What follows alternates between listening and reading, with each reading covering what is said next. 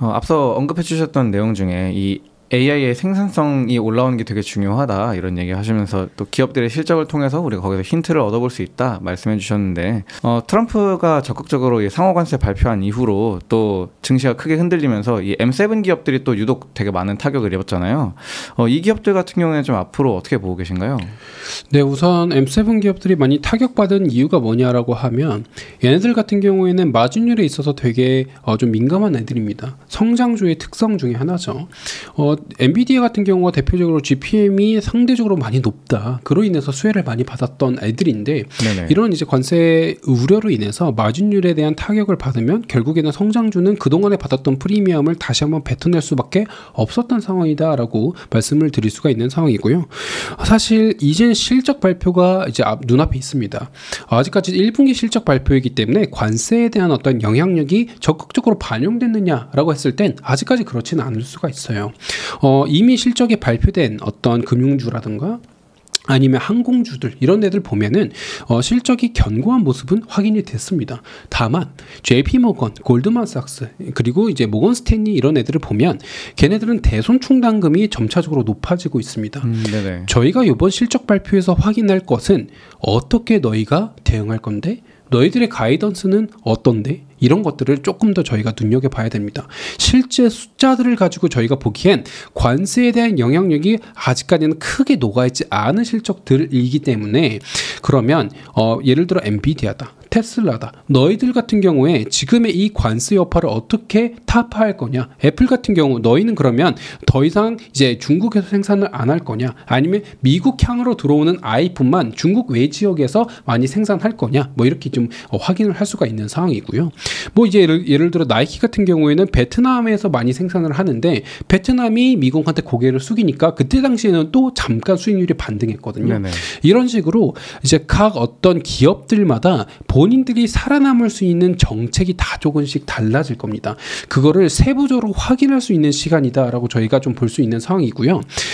생산성과 수익성에 대한 개선은 사실 저는 아직까지는 큰 테마는 벗어나지 않았다. 여전히 AI 관련된 내러티브는 여전히 높을 거고 로보어드바이저 관련된 저희가 기대치는 여전히 높다라고 보고 있습니다. 네. 다만 이것이 최근 들어 주목받지 못할 뿐이에요. 그리고 이번 실적 발표 때 주목해 볼 만한 것은 이거 아직까지는 이게 아니다라고 보고 있는 상황입니다. 지금 불확실성이 높아지고 있는 상황에서 너희들이 이거를 어떻게 반응할 건데가 좀 중요한 모습이고요. 6월 이후가 점차적으로 이제 트럼프 입장에서는 조금씩은 합의가 이루어져야 되는 타이밍이다라고 보고 있는 상황인 것 같은데 6월까지가 2분기잖아요. 네네. 2분기 실적이 어떻게 반영되느냐가 저는 좀 핵심이다라고 보고 있는 상황입니다. 그래서 이번에는 각 기업들의 어떤 기획이죠. 얘네들이 본인들의 전략, 생존 전략을 어떻게 세울 거냐가 제일 중요하고요. 그 다음에 어떤 특성들을 가지고 있는 애들이 상대적으로 좀 덜 피해를 받았냐 이거를 좀 더 보는 게 중요합니다. 뭐 최근에 얘기가 많이 나오고 있는 게 있죠. 아무래도 가격 전가를 잘할 수 있는 기업들이 생각보다 주가가 방어될 거다. 그리고 공급망이 미국에 많이 구축되어 있는 애들이 많이 방어가 될 거다. 뭐 이런 거고요. 뭐 예를 들어 자동차 관세, 물론 지금은 유예가 됐지만 자동차 관세가 가장 먼저 여기가 나왔을 땐 중고차 관련된 시장, 그리고 렌터카 관련된 업체들, 그리고 중고 관련 소매 업체들이 좀 주식이 좋았습니다. 네네. 이런 식으로 어떤 하나의 관세 정책들로 인해서 어떻게 반응할 거고 그걸로 인해서 너희들이 어떤 결론을 내렸는데 이걸 확인하는 게 좀 중요하다라는 말씀을 좀 먼저 드립니다. 말씀 주신 것처럼 이 관세가 똑같이 적용이 돼도 뭐 기업들마다 전략도 되게 많이 달라지는 것 같은데 특히 M7 내부에서도 뭐 애플이나 테슬라, 엔비디아 같은 기업들이 상대적으로 관세 소식이 발표되었을 때 더 주가가 많이 타격을 입고 이제 그런 모습을 보여주기도 했잖아요. 이 관세가 실질적으로 좀 부과가 되고 이게 유예 기간이 끝나고 했을 때 뭐 특별히 뭐 변화가 없다라고 가정을 한다면은 이 관세로부터 좀 더 타격을 입을 기업들, 덜 타격을 입을 기업들 좀 나눠보면 어떻게 우리가 볼 수 있을까요? 관세로 인한 스탠스가 변하지 않았을 때 수혜를 받는 업종과 피해를 보는 업종이 어떻게 나뉘냐 있느냐라는 말씀이신 거잖아요. 네네. 우선 M7 내에서는 사실 소프트웨어 업체 같은 경우에는 조금 덜 피해를 볼 겁니다. 왜냐하면 얘네들은 수출입 업체가 아니거든요. 다행히도. 네. 그리고 예를 들어 메타 같은 경우에는 사실 광고로 인한 수익이 최근에 좀 많이 좋았거든요. 그로 인한 드라이브가 많이 걸려있던 상황이기 때문에 얘네들 같은 경우에는 좀 피해를 덜 받을 수가 있고요. 제조 그리고 실질적으로 미국 내로 예를 들어 제조 기반 시설을 옮겨야 되는 애들 같은 경우 그리고 미국은 결국엔 관세에 대한 스탠스를 유지한다고 한다면 중국과의 치킨 게임을 어느 정도는 좀 대비를 해야 됩니다. 그러면 중국 내에서 공급망이 좀 많이 퍼져 있는 애들을 좀 더 많이 피해를 보겠죠. 그래서 중국과의 관계가 어떻게 될 것이냐가 좀 제일 중요한데 근데 이거는 관세로 인한 스탠스가 변하지 않았을 때에 대한 전제잖아요. 네네. 사실 현실은 생각보다 관세에 인한 스탠스는 계속 조금씩 변할 겁니다. 조금 내려왔다가 다시 줬다가 왜냐하면 저희가 2018년 한번 생각을 해봤을 때 2018년에도 트럼프는 딱 이런 모습이었어요. 풀어주는 것 같다가 다시 한번 세게 매겼다가 풀어주는 것 같다가 세게 매겼다가 이거를 계속 왔다 갔다 반복을 하다가 2018년 이후 다 지나고 난 뒤에 결국엔 최종 합의를 했거든요. 네네. 이런 어떤 불확실성을 좀 잘 견딜 수 있는 기업들 이런 애들이 조금씩은 덜 피해를 볼 거고요. 그럼 이 불확실성을 견딜 수 있는 애들이 뭐냐? 물론 아까 이제 관세에 의한 여파를 덜 받을 수 있는 애들도 있지만 불확실성이 기본적으로 잘 대비할 수 있는 애들은 현금을 많이 보유하고 있는 애들입니다. 네네. 너희들이 현금 보유를 얼만큼 많이 하고 있어? 저희가 흔히 프리 캐시 플로우라고 많이 부르는 그 항목을 저희가 한번 좀 볼 필요가 있다라고 보고 있는 상황이고요. 너희들이 부채를 많이 가지고 있다. 그러면 상대적으로 이 불확실성에 좀 대응할 수 있는 영역이 제한됩니다. 그렇기 때문에 지금 같은 경우에는 현금 보유도 많이 하고 있는데 생각보다 중국에 있어서의 공급망이 좀 덜 가지고 있는 애들 이런 애들이 상대적으로 수혜를 볼 수가 있는 거고요. 너무 제조 기반보다는 소프트웨어에 대한 어떤 포션이 조금 더 높다. 이런 애들이 조금 더 수혜를 볼 수가 있겠죠. 이런 네네. 어떤 종목들을 다 종합했을 때 교집합을 가지고 있는 기업들은 M7은 없습니다. M7은 사실 대부분의 어떤 많은 사업들을 진행을 하고 있기 때문에 여기저기 다 손을 조금씩 뻗어 나갔어요. 네네. 그래서 이제 그 어떤 교집합이 있는 종목들을 찾기라기보다는 큰 어떤 변화 흐름에 따라서 어떻게 얘네들이 각각 대응 전략을 잘 짜고 있느냐가 제일 중요합니다. 뭐 예를 들어 단적인 예로 나이키 아까 말씀드렸지만 나이키 같은 경우에는 베트남이 고개를 숙이니까 그때 당시 다시 한번 수혜를 봤어요. 네네. 그냥 지금 소매에 대한 그리고 필소비에 대한 어떤 둔화 가능성이 계속해서 누적되고 있기 때문에 얘네가 내려가고 있는 거지 전반적으로 봤을 때 어떤 정책에 대한 어떤 선에는 얘네들이 아직까지는 나쁘지 않았습니다. 네네. 그리고 소비 같은 경우에도 지금 저소득층 소비는 계속해서 줄어들고 있는 모습이 확인이 되고 있어요. 다만 중산층 이상 그리고 고소득층에 대한 소비도 줄어들고 있느냐? 그렇지는 않습니다. 예를 들어 최근 이제 캐리비안 이제 저희가 크루즈 관련된 어떤 업종들을 보면은 얘네들의 실적이 안 좋을 거냐? 그렇지는 않거든요. 네네. 그리고 최근에 뭐 델타 항공 같은 경우에 어떤 항공사들의 실적이 나왔는데 얘네들의 어떤 그 표켓 그리고 특히 저희가 흔히 이제 프리미엄 좌석이라고 부르는 그런 곳들의 수요가 줄었느냐? 그렇지 않습니다. 오히려 YY 기준으로 계속 늘고 있어요.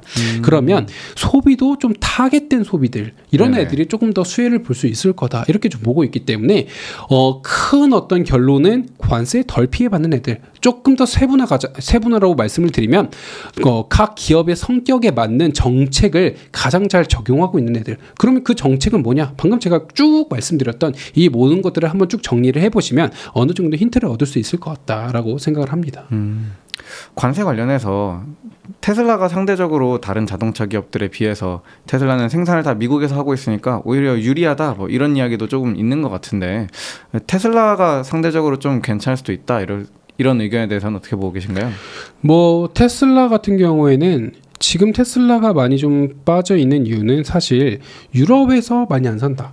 그리고 이제 테슬라의 모델 같은 경우가 상대적으로 미국 뭐 불매운동 이런 걸로 인해서 타격을 많이 받았다 뭐 이런 얘기죠. 근데 이제 방금 나온 이슈를 좀 확인해 보면 실제 테슬라의 그러니까 모델 Y의 인도량이 많이 줄었느냐 이거에 있어서는 저희가 좀 다시 생각을 해볼 필요가 있고요. 그 다음에 최근에 테슬라의 모델에 대한 어떤 인도가 줄어든 이유가 뭐냐라고 하면 테슬라의 새로운 모델이 곧 출시가 됩니다. 이거는 누구나 너무 다 알고 있는 사실이었어요. 네네. 근데 제가 소비자라고 생각을 했을 때 이제 곧 새로운 모델이 나온대요. 그럼 기존 모델을 살 만한 요인이 있느냐? 이거는 그렇지 않을 수가 있거든요. 네네. 특히 특히 유럽 같은 경우를 생각해 보면 유럽은 옛날 건물들이 되게 많이 있는 곳입니다. 갑자기 이게 뜬금없이 무슨 말이냐? 옛날 건물들이 되게 많기 때문에 도로 폭이 되게 좁고 복잡해요. 그렇기 때문에 SUV가 돌아다니기가 쉽지 않은 구조입니다. 근데 요번에 테슬라가 새롭게 공개하는 모델은 SUV가 아니에요. 조금은 작습니다. 저가기도 하고요. 네네. 그러면 그 유럽 내에서 좀 돌아다니기에 훨씬 유리한 환경이다라고 볼 수 있거든요. 그럼 이런 관점에서 봤을 때 유럽 사람들이 테슬라에 대한 최근 소비를 줄인 이유가 진짜 반미에 대한 감정 때문만이냐? 그렇진 않을 수 있다라는 거죠. 그런 부분 여러 가지 저희가 테슬라는 새롭게 어떤 모델에 대한 공개를 곧 할 예정인데 이거에 따른 어떤 여파를 감안할 필요가 있다라는 거고요.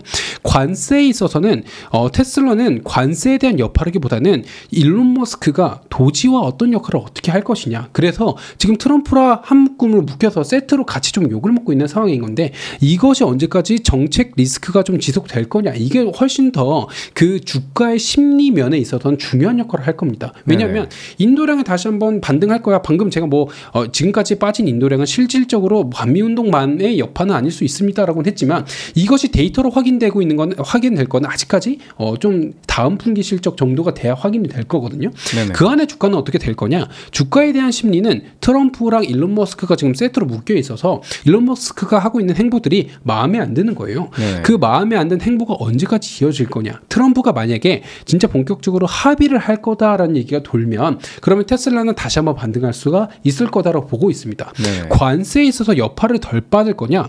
사실 테슬라 물론 관세에 있어서 여파를 덜 받을 수는 있겠지만 저희가 지금 생각하고 있는 관세의 영향력은 되게 클 거예요. 사실. 네네. 왜냐하면 지금 중국이 히토류 금지 얘기를 하고 있는 상황이죠. 그리고 구리 같은 경우 재련 구리 같은 경우는 전부 다 거의 중국에서 하고 있거든요. 네네. 저희가 흔히 전기동이라고 부르는 것들은 전부 다 중국에서 가져와야 돼요. 이런 것들이 막힌다. 그리고 은에 대한 채취라든가 이런 거 막힌다. 테슬라 안에 들어가 있는 많은 원자들에 대한 공급망은 사실 중국이 당연히 의존을 많이 할 수밖에 없습니다. 네네. 특히 히토류, 중히토류 같은 경우에는 의존을 되게 많이 하고요. 테슬라는 다른 차랑 다르게 은에 대한 비중이 되게 많이 들어가요. 왜냐하면 구리 같은 경우가 전도율이 좋지만 전도율이 가장 좋은 광석은 은이거든요. 근데 비싸서 안 쓸 뿐입니다. 근데 테슬라는 그걸 많이 써요. 근데 중국이 만약에 예를 들어 관련 어떤 공급망 그리고 원석 관련 공급망을 막는다라고 했을 때 그 여파가 과연 테슬라에 미치지 않을 것이냐? 그렇지 않을 수 있거든요. 네네. 그렇기 때문에 테슬라는 단지 미국에서 많이 생산을 하기 때문에 관세 청정구역이다라고만 보기에는 너무 1차원적이다라고 볼 수가 있는 상황이고요. 여러 가지 여파들이 당연히 테슬라에도 영향을 미칠 텐데 근본적 질문으로 돌아가서 이 관세에 대한 정책이 언제까지 지속될 거냐? 테슬라뿐만이 아니라 그냥 트럼프가 이거에 있어서 합의를 안 볼 거냐? 합의를 본다면 언제 볼 거냐? 그리고 이 합의를 보는 시점에서 경기 침체까지 오지 않는 그 아슬아슬한 선을 탈 건데 이 경기 침체를 방어하기 위해서 연준이 결국에는 그래도 조금씩은 도움을 할 건데 네네. 그것이 정말 유효할 거냐 이런 틀에서 저희가 좀 바라보는 게 훨씬 좀 더 유의미하다라고 보고 있는 상황이고요. 최근 종목단 얘기들 테슬라 하면 사실 ESS 얘기 나오고요. 휴머노이드 얘기 나오고 걔네들이 가지고 있는 기업에 대한 어떤 상승 모멘텀은 되게 너무 많죠. 그러나 지금 이런 것들이 되게 주목받지 못하고 있는 이유는 아직까지는 매크로 그리고 정책 관련된 어떤 뷰들이 이런 기업들의 개별 종목의 주가를 어느 정도는 결정하고 있는 매크로장이기 때문에 우선 이런 것들을 먼저 선결적으로 한번 바라보자. 테슬라는 미국에서 만들어져 있지 않기 때문에 관세에 대해 청정구역이다라고 바라보기에는 너무 1차원적이기 때문에 저희가 너무 좀 다변화해서 이런 것들을 살펴볼 필요가 있다. 좀 이렇게 말씀을 드립니다. 머니네버슬립 뉴스레터와 네이버 프리미엄 콘텐츠 지금 바로 구독해보세요.